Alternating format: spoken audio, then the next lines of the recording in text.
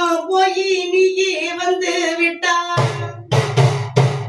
அந்த கொல்லி கூட இன்னைக்கப்பா சுடு காடு போல நிக்கும் இரவில படுத்தம்மா தூங்கி ரொம்ப நாள் ஆச்சு தூக்கமண்ணு என்ன எவ்வளவு கடா தெரியாதுன்னு வயிறு ஒப்பந்தமோ இருந்து அம்மா கூற கூற